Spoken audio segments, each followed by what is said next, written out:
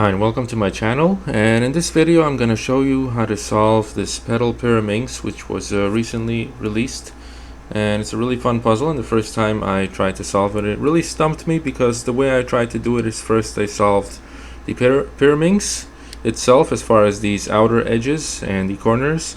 Then I tried to solve the circles inside, and I would always get stuck with pieces that needed to be swapped, and there was no easy way to swap them until after playing around with it for a few days, and I came up with a method to solve it. So the method is going to be as follows. Basically, the first step is we're going to reduce these thin petals to the corners.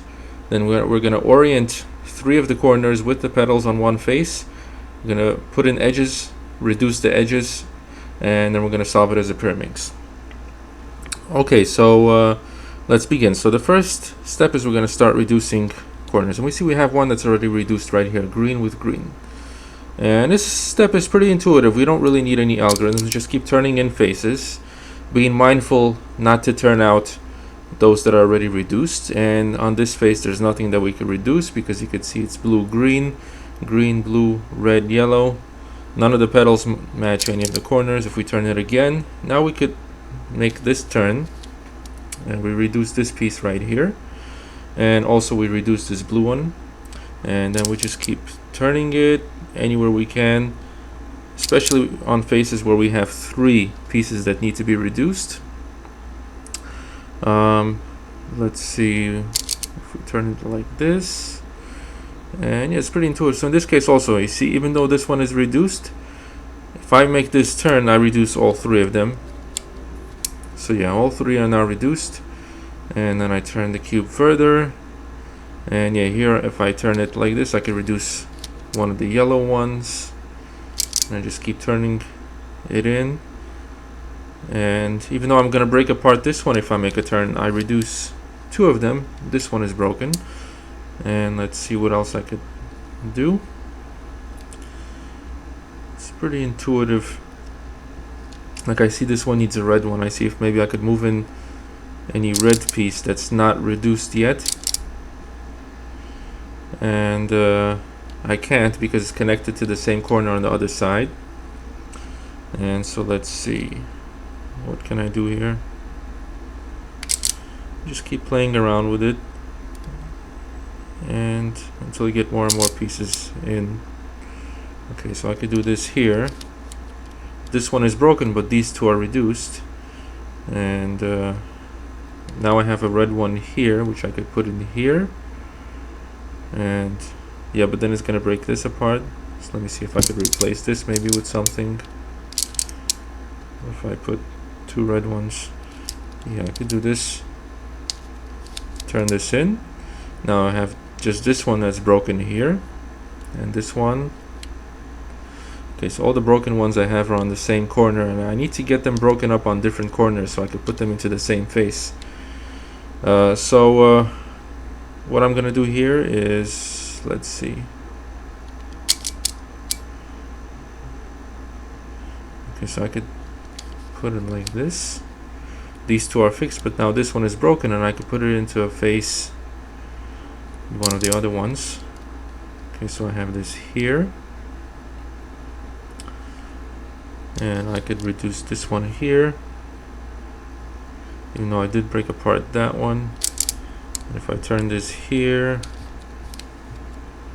and these are reduced, these are reduced, and it looks like they're all reduced. Okay, so this step is pretty intuitive. You just play around with it, keep reducing them.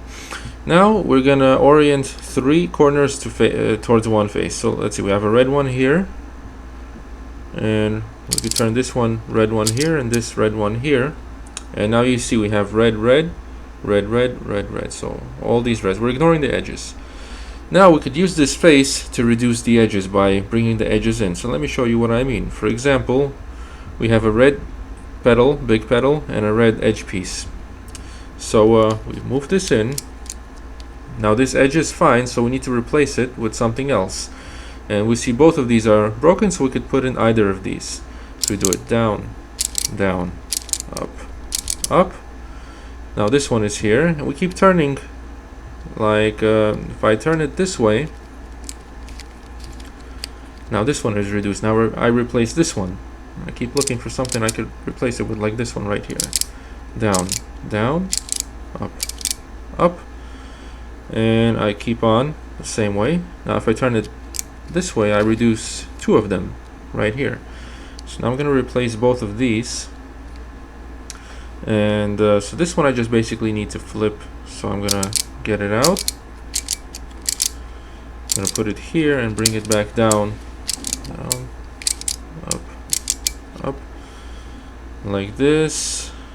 And then let's see what else we have. And this one, okay, so this one has two pieces. So what we're going to do here, I'm going to put in another blue one.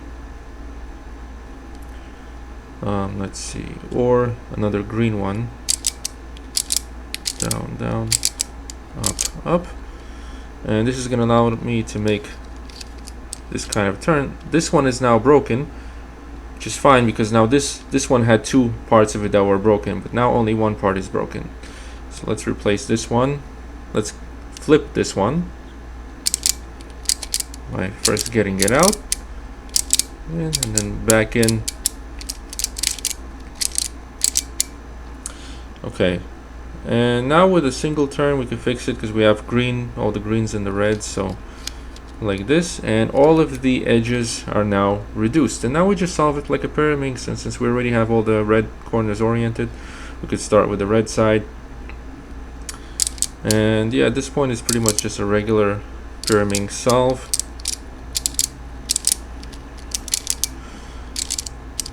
Put this edge piece in.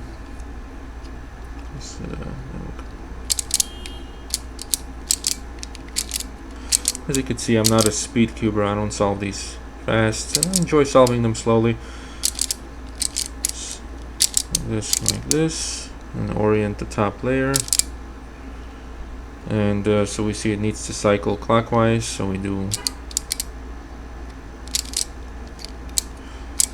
standard algorithms, and it's solved. Yep, so that's how you solve the Petal Pyraminx. I hope you enjoyed this video, and thank you for watching.